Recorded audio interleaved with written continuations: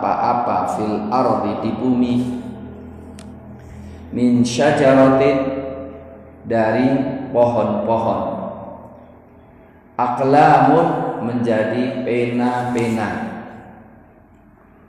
wal bahru dan lautan, yamudduhu mensuplainya, min ba'dihi setelahnya, sab'atu abhurin 7 lautan, manafidat tidaklah akan habis kalimatullah, kalimat-kalimat Allah.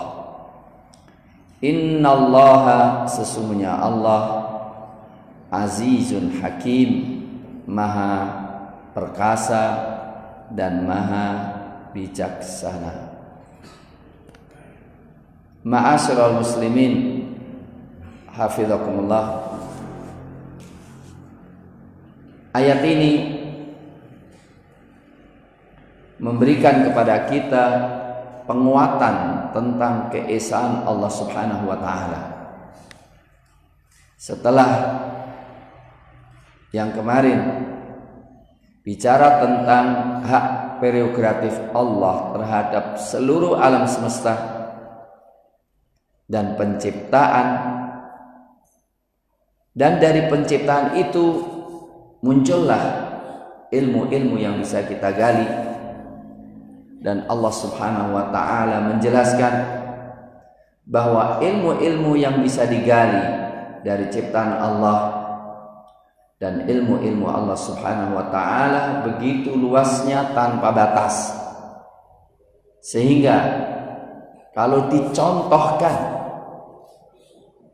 bahwa seluruh bumi dari pepohonan semua dijadikan pena, semua dijadikan pena, kemudian lautan menjadi tintanya, ditambah 7 lautan lagi. Di sini dikatakan Ibnu Katsir disebutkan 7 lautan untuk mubalaghah, hiperbola. Bukan dimaksudkan cuma 7. Ya. Tetapi lebih daripada itu, kalaupun ada lautan, apa yang terjadi? Ilmu Allah Subhanahu wa taala ditulis. Ya. Ilmu Allah Subhanahu wa taala ditulis. Karena disebutkan di sini pena dan disebutkan tintanya, pasti yang dimaksudkan kalau ilmu-ilmu Allah itu didokumentasikan, maka tidak mungkin akan selesai ilmu Allah Subhanahu wa taala didokumentasikan. Padahal ilmu yang sudah ditulis begitu banyaknya. Ketika kita tahu berapa pena yang digunakan dan berapa tinta yang digunakan, pasti belum ada apa-apanya. Dari sinilah kita merasa sangat bodoh kita di hadapan Allah Subhanahu wa taala. Maka jangan sampai di antara kita ya ada kesombongan, berani-berani menolak firman Allah Subhanahu wa taala, menolak hadis Rasulullah sallallahu alaihi wasallam gara-gara otak dia belum bisa memahaminya. Hendaklah yang selalu kita kritik dan kita curigai adalah kefahaman kita yang terbatas, kebodohan kita yang terbatas. Adapun ilmu Allah sangat-sangat luas sekali. Dan ini menunjukkan tidak ada seorang pun yang boleh mengetahui ilmu Allah Subhanahu wa taala. Semua yang diberikan sangat terbatas. Wa yas'alunaka 'anil ruh. Mereka bertanya kepadamu tentang ruh. Qulir ruhu min amri rabbi. Qulir ruh min amri rabbi. Katakanlah, ruh itu perkara Rabb. Wa ma utitum minal ilmi, dan kalian tidak dikasih ilmu illa qalila, kecuali sedikit. Sampai-sampai ilmunya Nabi Adam alaihissalam masuk di sini. Walaupun dikatakan wa 'allama Adam al-asma'a kullaha. Dan Nabi Adam alaihissalam telah diajari oleh Allah semua ilmu. Semua ilmu yang sesuai dengan kapasitas beliau sebagai khalifah di muka bumi. Dan tidak mungkin mendekati dan tidak mungkin akan mengetahui kecuali yang sedikit Allah berikan kepadanya. Dari sinilah tidak boleh kita meyakini sebagian orang mengetahui ghaib atau memiliki ilmu yang kemudian seakan-akan dia ikut andil di dalam mengelola alam semesta, seperti dalam thariqah sufiyah itu ada dikatakan sebagian wali itu ada yang mengetahui semua ghaib, atau seperti Syiah yang mengetahui bahwa imamnya semua tahu ghaib. Itu sangat berlawanan dengan apa yang disampaikan di sini. Dan disampaikan oleh Allah, wa indahu mafatihul ghaib la ya'lamuha illa hu. Karena yang Allah berikan itu kepada manusia hanya alam musyahadah. Itu pun sangat kecil sekali, tidak ada apa-apanya.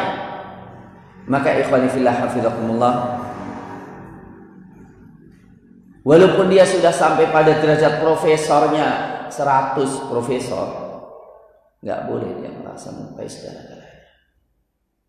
Dia harus melihat ilmu Allah, melihat Al-Quranul Karim, tidak ada apa-apanya, sehingga terdorong untuk belajar.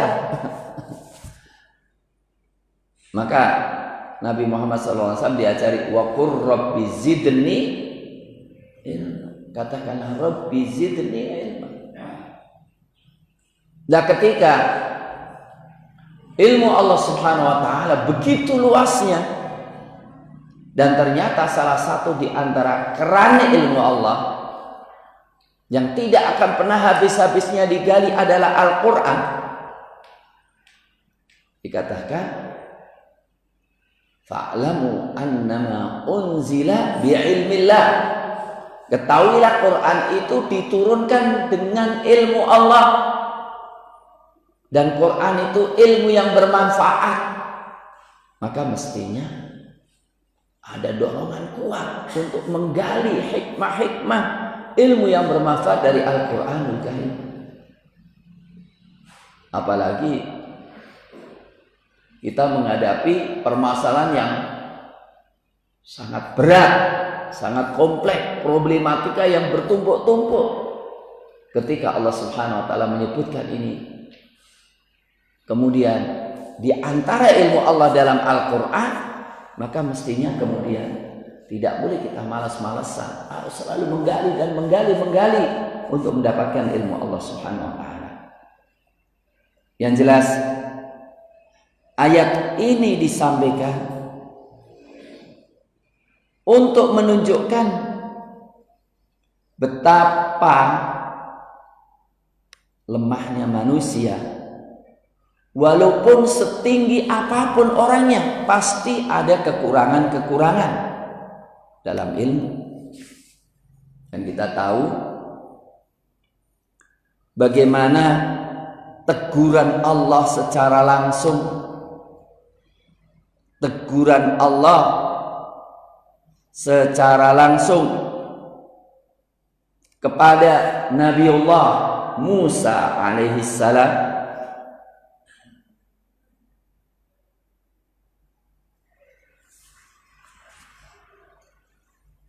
Siapa yang, adakah orang yang lebih mengetahui, lebih berilmu daripada engkau? Jawabannya nggak ada, karena beliau nggak tahu. Maka langsung seketika itu Allah mengatakan ada. Maka dalam surat Yusuf, wa fawqa dhi kulli ilmin alim, wa fawqa dhi kulli ilmin alim. Dan di atas orang yang berilmu ada yang berilmu lagi. Jadi tidak boleh di antara kita kemudian nyombongkan diri, mengetahui segala-galanya. Enggak, ilmu Allah jauh lebih luas.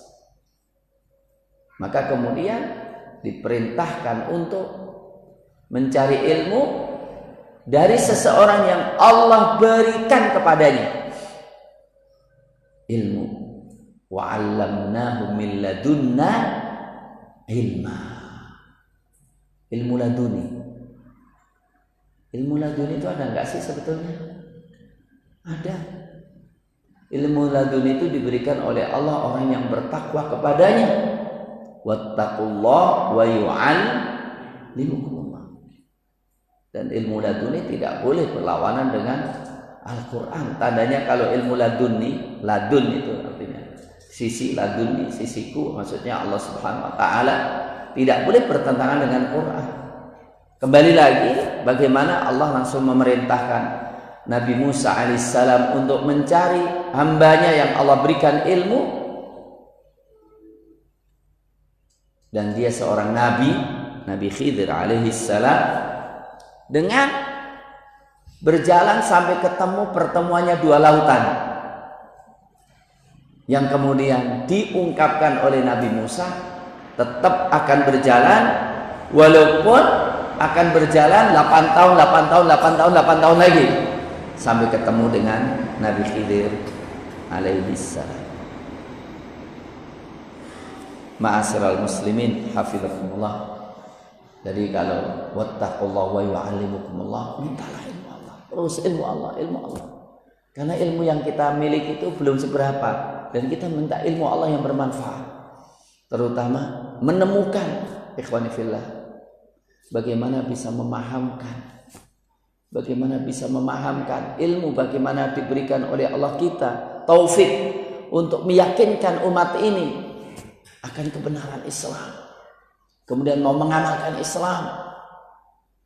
Karena apa?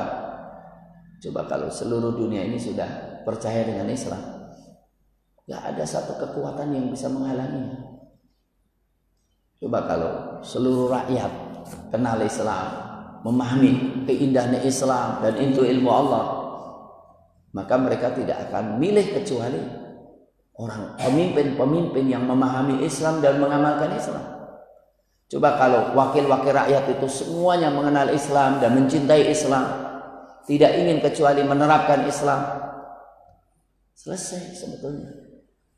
Tapi perlu kita mendapatkan bimbingan dari Allah, hidayah dari Allah, taufik dari Allah Subhanahu wa Ta'ala untuk sampai kepada kecocokan hati menerima Islam, sehingga nanti bisa diselesaikan. Tapi yang jelas di sini untuk menunjukkan bahwa Allah itu besar. Karena yang berhak menjadi ilah, zat yang disembah, dan yang berhak untuk menjadi Rabb, memelihara, mengatur alam semesta yang tanpa batas itu adalah zat yang ilmunya tanpa batas pula, yaitu Allah Subhanahu wa Ta'ala. Dan tidak ada orang yang memiliki ilmu begitu. Nabi Isa alaihissalam mengungkapkan keterbatasan. Wa kuntu alim syahida ma dumtu fihim. Aku hanya bisa mengawasi mereka selama aku hidup. Falamma tawaffaitani, tatkala engkau mewafatkan aku, antar raqib alaihim, engkau yang mengawasi mereka, aku enggak bisa tahu apa-apa. Nabi Isa alaihissalam mengungkapkan keterbatasannya ilmunya. Nabi Muhammad SAW yang begitu hebatnya ilmunya juga mengungkapkan keterbatasannya. Maka ketika ditanya tentang kiamat, mal mas'ulu bi'a'lam minas sa'il. Orang yang ditanya tidak lebih tahu daripada yang bertanya. Rasulullah mengungkapkan keterbatasannya. Maka salah satu di antaranya juga semua sahabat pasti ditemukan pendapat-pendapat yang tergelincir untuk menunjukkan keterbatasan manusia. Dari sini tidak boleh orang mengkultuskan seseorang. Ya, sehebat apapun nggak boleh kita kultuskan. Karena apa? Sehebat apapun Ustaz, bisa saja suatu saat tergelincir. Hanya saja memang al-Islam mengajari kita jangan dilirik yang tergelincirannya deh. Lirik kebaikan. Maka kemudian kita tidak ungkap itu. Wa illa perlu kita ungkapkan bahwa semua orang pasti punya kelemahan. Seperti kalau sudah sampai pada kultus, ya, seakan-akan dia tahu segala-galanya, fala yuzhiru ala ghaibi ahada illa man irtadha mir rasul. Allah tidak memperlihatkan yang gaib seorang pun kecuali Rasul, itu pun sebagian kecil aja. Imam Malik, Imam Syafi'i sangat menghormati gurunya Imam Malik, sangat menghormati. Tapi ternyata kok melihat orang-orang mengkultuskan beliau sampai katanya, pokoknya kalau istisqa ambil aja kopiahnya Imam Malik pasti langsung turun hujan. Wah, ini bahaya nih kayak gini nih. Maka kemudian apa? Imam Syafi'i mengatakan, Malik walaupun itu guru saya, tapi dia manusia, bisa salah, bisa benar, bisa salah. Ini buktinya. Ada 100 hadis. Pendapat Imam Malik berlawanan dengan hadis ini. Begitu. Ma'asyiral muslimin, setelah itu Allah Subhanahu wa taala tunjukkan bagaimana refleksi atau dampak atau pengaruh atau tanda keluasan ilmu yang tanpa batas itu dengan firman-Nya setelahnya, ma khalqukum, tidaklah penciptaan kalian, wala ba'tsukum, dan kebangkitan kalian semuanya, illa kanafsin wahidah, kecuali satu nafas. Seperti satu nafas. Innallaha, sesungguhnya Allah, sami', maha mendengar, basirun, maha melihat. Ma'asyiral muslimin, ini juga gambaran bahwa ilmu Allah yang begitu luasnya, kemudian kekuasaan Allah yang tanpa batas, ya, itu tergambar apa? Tergambar bagaimana Allah Subhanahu wa taala proses menciptakan manusia semuanya. Itu perumpamaan begitu mudahnya. Kalau kalian satu nafas, satu tarikan nafas aja, selesai semuanya. Jadi tidak ada satupun yang menyulitkan. Kanafsin wahidah yaqulu kun fayakunu lil katsiri wal qalil. Dengan kalimat kun semua jadi semuanya. Otomatis. Yo nggak usah heran sekarang ngirimkan data ini jutaan orang dengan satu klik itu selesai semuanya. Iya. Ibnu Katsir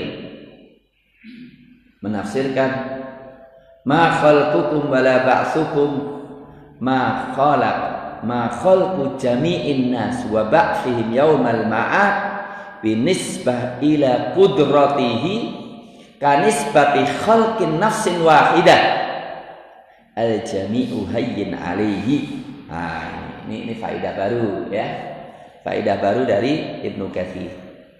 Tidaklah Allah menciptakan semua manusia kemudian membangunkan lagi manusia, menciptakan manusia lagi artinya mengembalikan manusia menjadi jasad yang utuh, kemudian membangunkan lagi dari kuburannya.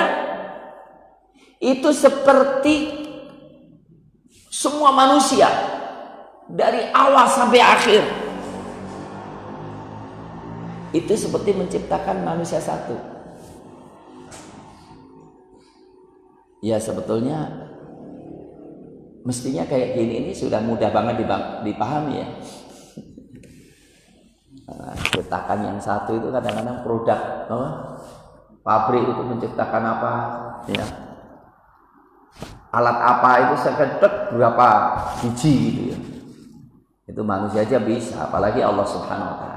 Jadi Allah mengembalikan lagi makhluk satu, kemudian membangkitkan lagi satu dengan jutaan miliaran orang itu dengan satu kalimat innama amruhu idza arada syai'an. Tiada lain perkara beliau, perkara Allah, jika menghendaki sesuatu untuk membuat semua orang kaya atau membuat semua orang mati atau membuat orang semua celaka atau membuat semua orang bahagia, ayyaqula lahu kun fayakun. Berarti kalau semuanya itu hanya dengan kun fayakun, maka mestinya kita memahami janji Allah itu lebih mudah daripada itu dong. Bayangkan, menciptakan semua manusia itu cukup dengan kun fayakun. Menyelesaikan semua masalah kun fayakun. Lah kira-kira kalau Allah ingin mengislamkan Indonesia, ya lebih gampang kun fayakun itu ya. Untuk memenangkan kaum muslimin itu kun fayakun.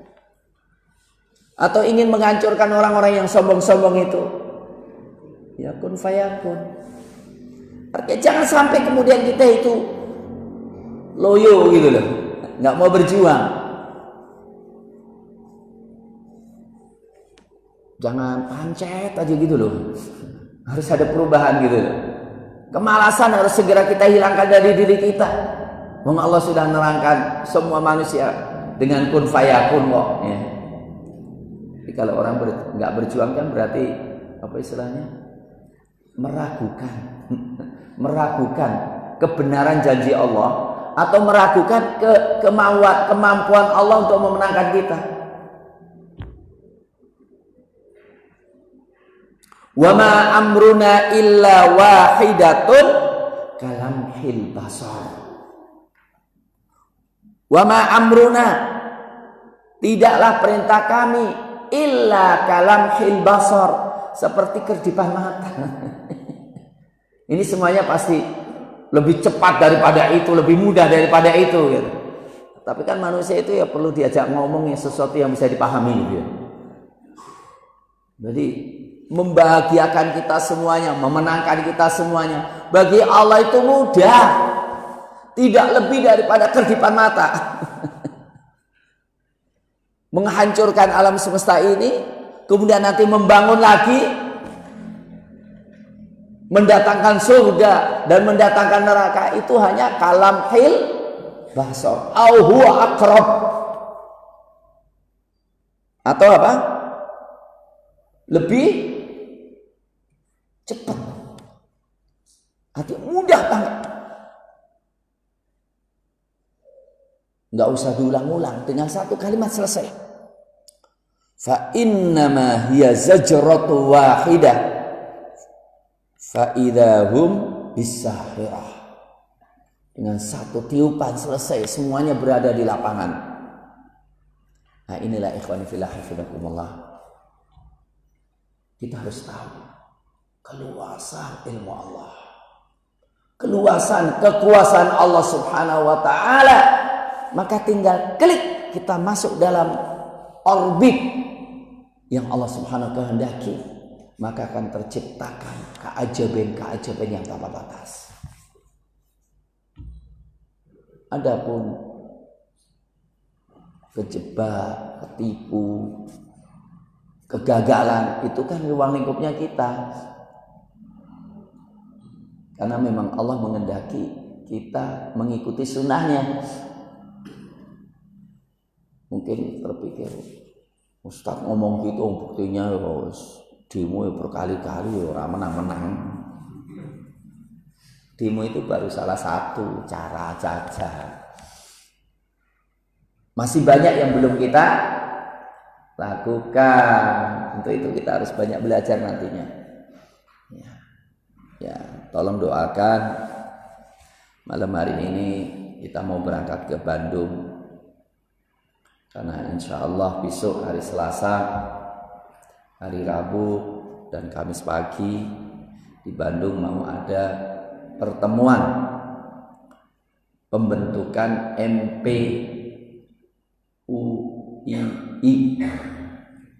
Majelis Permusyawaratan Umat Islam Indonesia. Ya maunya sih dipilih per wilayah, semuanya mewakili, kemudian jumlahnya 221 kan. Tapi ala kulli halin banyak kritikan yang saya berikan, cuma secara umum pikirannya cukup baik. Bagaimana umat Islam itu punya badan permusyawaratan umat Islam yang diakui semua yang ngaku Islam gitu loh.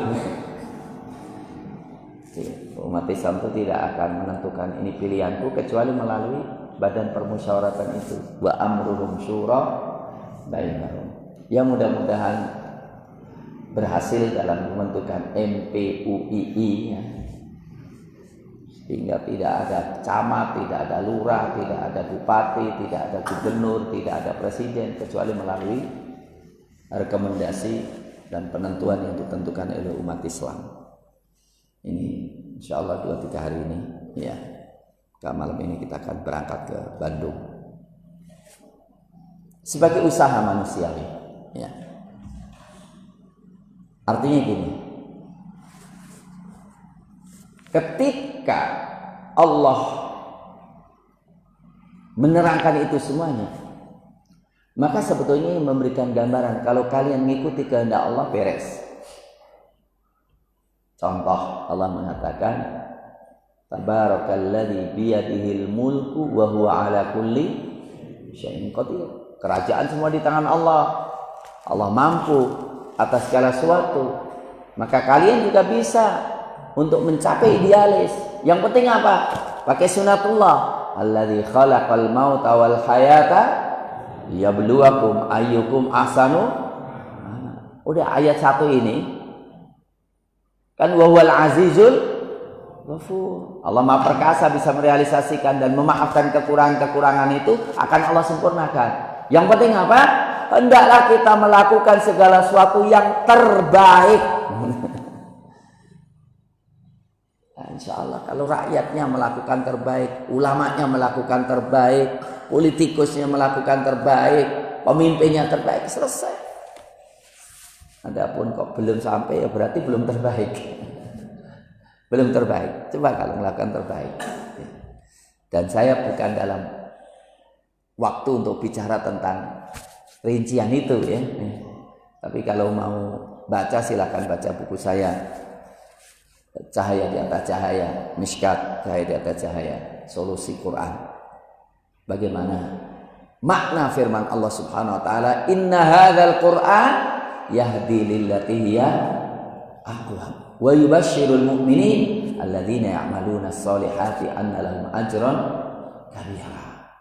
Sesungguhnya Quran ini menunjuki ke jalan yang paling lurus dalam politik, paling lurus dalam pendidikan, ya, paling lurus dalam, artinya apa? Secara teori dan idealis sudah lengkap, sudah nggak berkurang sama sekali. Yang perlu kita ini, sudahkah kita mempraktekkan itu gitu. Kalau itu kita praktekkan, insya Allah selesai. Silakan baca itu. Ya.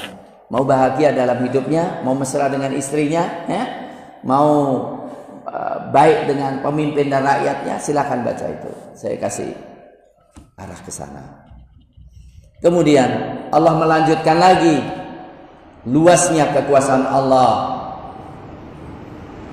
yaitu firman Allah Subhanahu wa taala, alam tara, apakah engkau tidak melihat, annallaha, sesungguhnya Allah yulijul lail, memasukkan malam, fin nahar, ke dalam siang, wa yulijun nahar, dan memasukkan siang, fil lail, pada malam hari, wa sakhkhara syamsa wal qamar, dan Allah menundukkan langit dan menundukkan matahari, wal qamara, dan rembulan, kullu yajri, semuanya berjalan, ila ajalin musamma, sampai waktu yang ditentukan, wa annallaha, dan sesungguhnya Allah bima ta'maluna khabir, dengan apa yang Anda lakukan maha teliti melihatnya. Ma'asyiral muslimin, ayat ini banyak banget, ya. Banyak sekali ada dalam Quran dan sering sekali kita bahas, ya, sering kita bahas. Apakah Anda tidak melihat? Coba, bagaimana Allah memasukkan malam ke dalam siang? Maksudnya apa? Malamnya jadi pendek. Jadi waktu malam dimasukkan dalam siang. Artinya apa? Siangnya tambah panjang, malamnya tambah pendek. Ada yang malam itu mulai jam 6:30 sampai jam 3:15. 7 sampai 3:15 itu jadi berapa itu ya? 5-8 jam. Nah, siangnya itu mulai 3:30 sampai jam 7. Ini saya gambarkan kayak di Saudi ya. Kadang-kadang maghribnya jam berapa? 7 malam. 7 lebih. Subuhnya jam 3:15 atau 3:30. Tapi kadang-kadang apa? Wa yulijun nahara fil lail. Waktu siang disuplaikan ke malam. Jadi malamnya yang apa? Malamnya yang, jadi ada yang malamnya panjang, ada malamnya pendek. Maka siangnya dimasukkan ke dalam malam, malamnya dimasukkan ke dalam siang. Kalau pas ini apa? Jam musim dingin biasanya. Jam 5:15 sudah maghrib. Nanti subuhnya jam 5:30 atau jam 6. Jadi bangun jam 4 itu yang mulainya sudah puas banget itu. Ya, maka dikatakan musim dingin itu surganya orang yang beriman. Ya. Karena apa? Yang mulainya begitu terasa nikmat. Yang paling susah kalau subuhnya jam ya. Kalau mau kialek, yang mulai harus bangunnya jam 2. Ya. Ini. Jadi itu semuanya Allah Subhanahu wa taala kehendaki dan itu terjadi. Oke. Bagaimana itu terjadi? Pasti ada hukum sunatullah kauniyahnya. Ya. Kenapa malam jadi pendek? Kenapa malam jadi? Ya. Pasti ada sebab-sebab alami yang itu, sebab-sebab yang Allah jadikan sebab alami. Tapi siapa yang menjadikan sebab alami itu? Allah Subhanahu wa taala. Jadi kalau IPA hanya bicara tentang itu sebab alami. Tapi kalau IPA Islami, siapa yang menjadikan sebab-sebab itu? Yaitu Allah Subhanahu wa taala. Wa sakhkhara asy-syamsa wal qamar. Matahari dan rembulan ditundukkan oleh Allah, tunduk dan patuh kepada Allah, sujud dan rukuk kepada Allah. Kullu yajri ila ajalin musamma. Ikhwani fillah, hafizakumullah. Saya sebagai manusia, kadang-kadang saya yakin kalau mati itu terjadi, tapi kadang-kadang masih bertanya-tanya dan selalu bertanya-tanya, gimana ya, apa yang akan terjadi setelah aku mati gitu ya. Pasti menimbulkan rasa takut. Apakah sudah siap kita menyiapkan diri untuk menghadapi kematian? Tapi rasa takut itu nggak ada gunanya kalau hanya sekedar takut mati. Karena apa? Ternyata kullu yajri ila ajalin, alam semesta juga akan berhenti. Akan berhenti. Dikatakan dalam hadis sahih, setiap kali matahari mau terbit, izin dulu sama Allah. Mau terbit nih, silakan terbit dari arah timur. Nanti kalau sudah waktunya gimana? Jangan terbit dari timur, terbit dari arah barat. Jadi suatu saat semua akan berhenti. Detak jantung kita berhenti. Nah, itu semua dalam rangka apa? Ya, dalam rangka untuk mengembalikan kita kepada fitrah kita, kembali kepada Allah. Dan memang tidak ada hiburan terus terang ya dalam menghadapi kematian, kecuali ya Allah, Engkau yang ngirimkan aku ke alam dunia, dan Engkau yang akan menarik lagi kami ke tempat asal muasal. Di mana asal muasal kita? Allah Subhanahu wa taala tempatkan asal muasalnya. Sejak awal diciptakan di mana? Di surga. Jadi kita akan kembali ke surga ini. Sehingga kematian itu hanya sebagai proses supaya kita diantarkan ke, ya. Karena nggak mungkin kita dengan badan kayak gini masuk surga, harus mulai proses kematian dulu. Ya. Sehingga tanpa nikmat, harta mati juga terasa nikmat. Dan ayat ini menunjukkan, ya, bahwa perubahan-perubahan itu semuanya, termasuk juga perubahan kehidupan kita, miskin, kaya, miskin, ya, sehat, sakit, semuanya, ya. Atau watilkal ayyamu nudawiluha bainan nas, bahwa manusia itu peperangan selalu silih berganti kemenangan. Itu semuanya sampai pada titik tertentu yang Allah kehendaki. Nah, ma'asyiral muslimin hafizakumullah, sering orang mengembalikan itu kepada hukum alam, titik, tidak menyandarkan kepada Allah.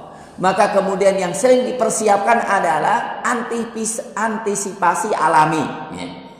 Jadi kalau ada bahaya, maka jaketnya yang disiapin, ya. Dingin jaketnya. Kemudian apa? Ada binatang, senjatanya yang disiapin, ya. Apakah itu cukup? Ya. Apa itu cukup? Karena apa? Orang yang menyandarkan segala sesuatu kepada yang sifatnya materi, biasanya sandaran kepada Allah itu lemah. Ya, orang itu biasanya gini loh, sedih ketika nggak ada duit. Nanti kalau ada duit dia senang, terus hubungan dengan Allah berkurang. Terbukti kok.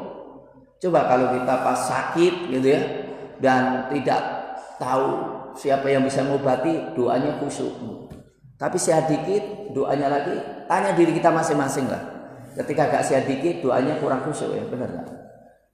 Kalau pas gak ada duit, nangisnya sama Allah luar biasa. Tapi ketika ada duit, seakan-akan sudah gak butuh untuk memelihara duit yang sampai kepada kita, kan gitu kan? Iya. Gitu gak?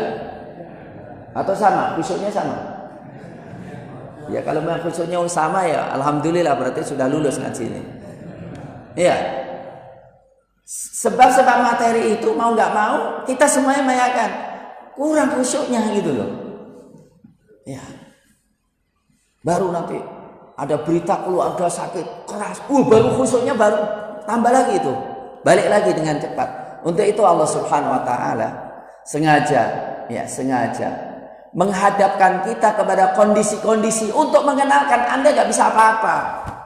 Kalau Anda mengandalkan tentang keduniaan, materi, Anda nggak bisa apa-apa. Maka kemudian wa idza ghasyiyahum maujun, wa idza ghasyiyahum, dan ketika ghasyiyahum meliputi mereka, maujun ombak, kadzulal seperti naungan, di sini seperti gunung atau seperti awan yang besar. Dzulal itu naungan. Da'allaha mukhlishina lahuddin, berdoa kepada Allah dengan memurnikan ketaatan kepadanya, memurnikan din kepada Allah. Kemudian wa idza ghasyiyahum maujun kadzulal da'allaha mukhlishina lahuddin falamma najjahum ilal bar, tatkala Allah selamatkan mereka ke daratan, faminhum muqtasid, sebagian mereka ada yang muqtasid. Muqtasid itu minimalis. Muqtasid dikatakan qala al-muqtasid fil qaul wa kafir. Ini dikatakan di dalam akhraja at-Tabarani bisa nanti sahih an Mujahid, faminhum muqtasid, minimalis itu kafir. Tapi kalau kata-kata muqtasid ini memiliki makna yang bermacam-macam. Coba saya sampaikan makna yang dari tafsir Muyassar.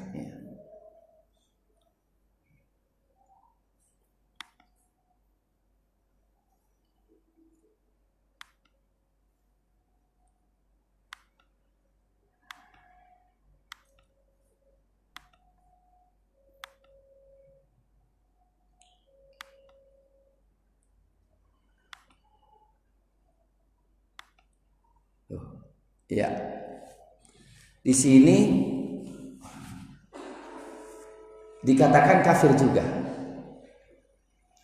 Faminhum muqtasid, sebagian mereka kafir. Nanti saya akan bahas makna muqtasid ini secara bahasa. Wa ma yajhadu bi ayatina,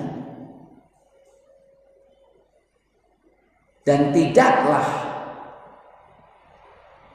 menentang ayat-ayat kami illa kullu, kecuali setiap khattar, orang yang selalu khianat, kafur, yang banyak kufurnya.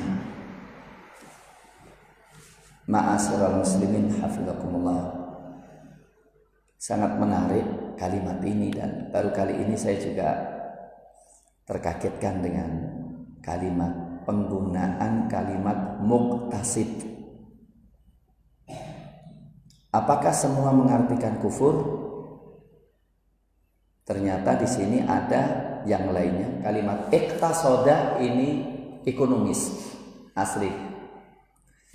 Kalimat muqtasid memiliki makna qaf, sod, dal, qasoda. Iqtisad itu sebetulnya bisa berarti bagus. Al-iqtisad itu adalah pertengahan yang bagus. Tapi bisa al-iqtisad berarti apa? Minimalis.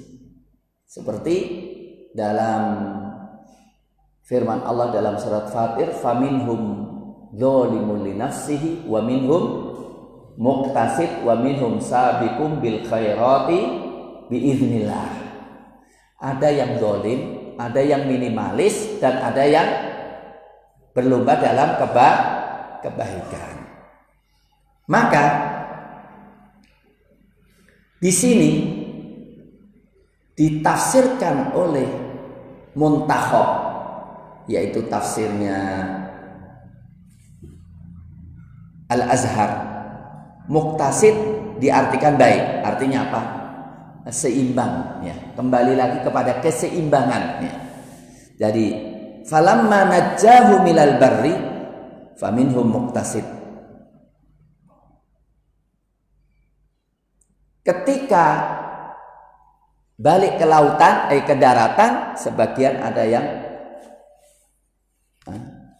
apa? Ada yang lurus dalam perbuatannya, seimbang dalam perbuatannya. Tetapi sebagian besar ada yang setelah aman di daratan kembali kepada kekafirannya. Tetapi biasanya ayat-ayat kayak gini kan banyak ya. Maksudnya gini, ayat-ayat yang lain mengatakan ketika dalam kondisi bahaya, ikhlasnya luar biasa. Tapi ketika aman, kembali lagi kepada kekufuran. Itulah yang diartikan oleh Imam Mujahid. Dan itu yang kemudian digunakan oleh tafsir dari Saudi, oleh ulama-ulama Saudi. Ya, dan saya bagian daripada pengoreksi itu waktu saya masih kuliah. Dikatakan wa minhum kafirun bi ni'matillahi jahidan laha. Sebagian ada yang kafir dengan nikmat Allah dan menentangnya. Nah, sekarang saya buka dalam penafsiran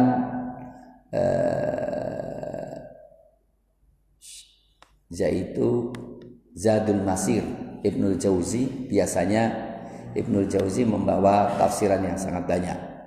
Nih.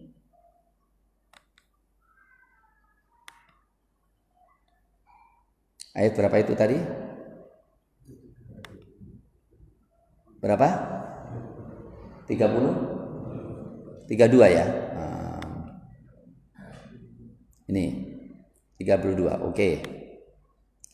Lihat apakah ditafsirkan oleh Imam Baghawi? Ya.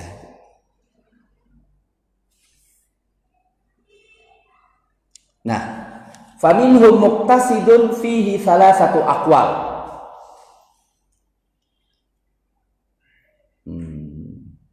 Cukup menarik ini ya. Ini memang membahas ayat-ayat Al-Quran itu ya perlu ketekunan ya. Dikatakan muqtasid memiliki 3 makna atau 3 pendapat ulama. Pertama, sebagian mereka mukmin. Mukminun, muqtasid diartikan apa? Mukminun. Boleh nggak? Boleh karena iktisad mukmin. Qalahul Hasan, Al-Hasan Basri menafsirkan gitu. Wasani muqtasid fi qawlihi, yaitu minimalis di dalam ucapan wa kafir, dia orang kafir. Qalahu Mujahid, itu perkataan Imam Mujahid. Yaitu apa? Maksudnya apa? Ketika dalam kondisi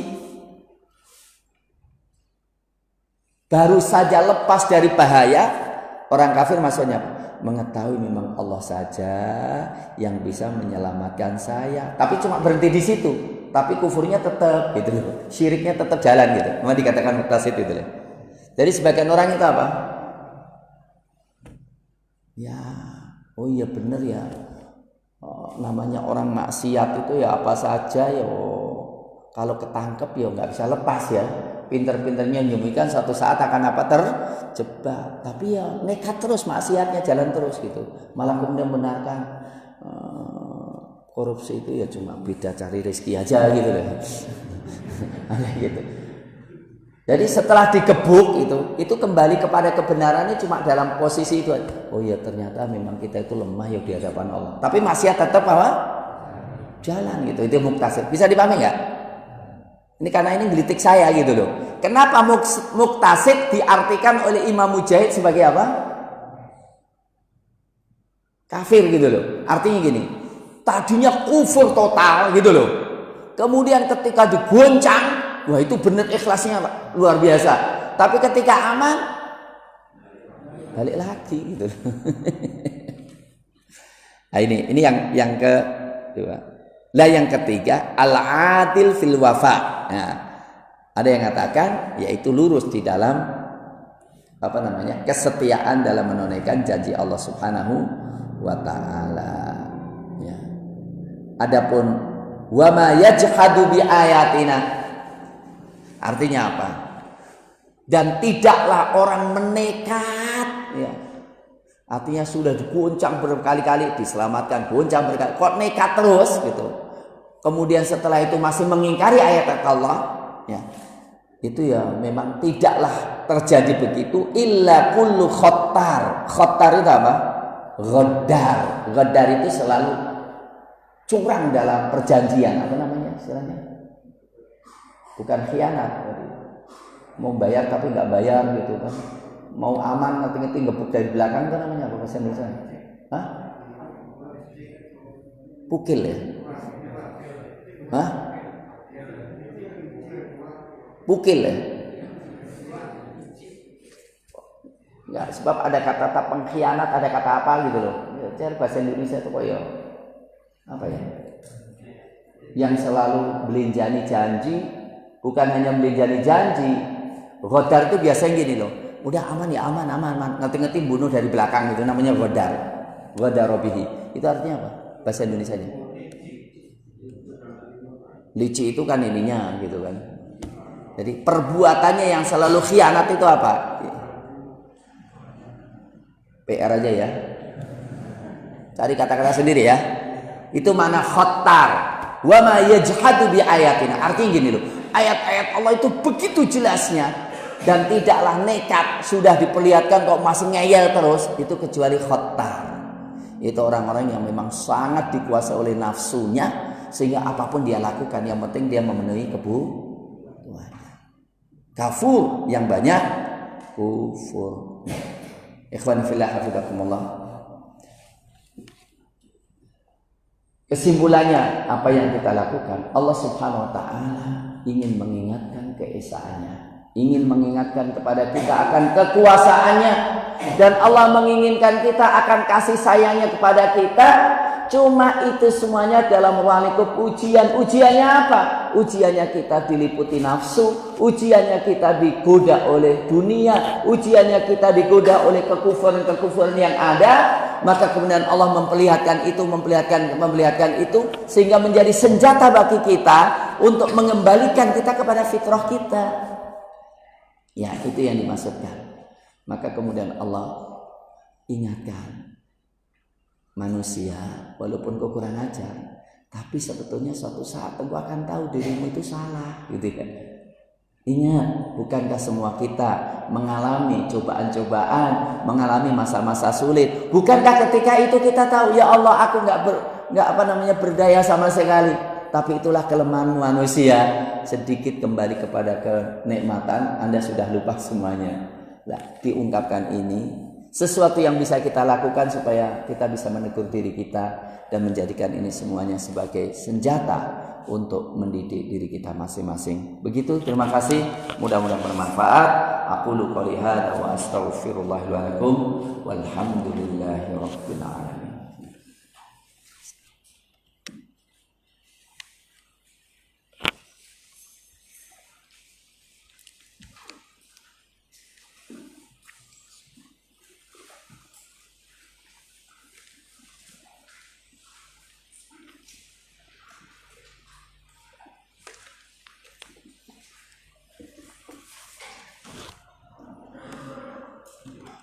Ya ada pertanyaan? Cukup ya?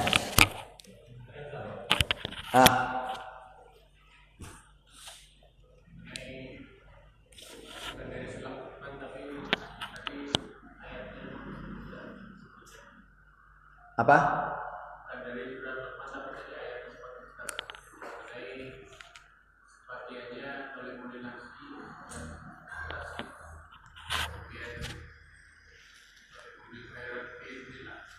Ya. Surat Fatir.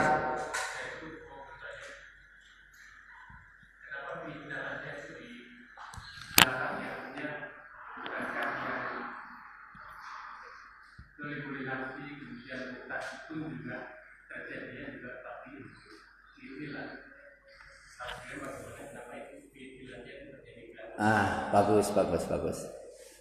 Ada kaidah gini. Madalla qaumun illa bi adlillah wa mahtada qaumun illa bi fadlillah. Jangan sampai kita nisbahkan keburukan kepada Allah. Walaupun semua dari Allah, itu semua takdir dari Allah. Tapi jangan sampai mengatakan ini kan diizinkan oleh Allah. Nanti jadi salah paham kan? Maka yang dari karunia Allah dinisbahkan ketika kita taat banget. Itu biidznillah. Tapi ketika orang sesat, jangan dikatakan karena izin Allah. Walaupun itu izin Allah.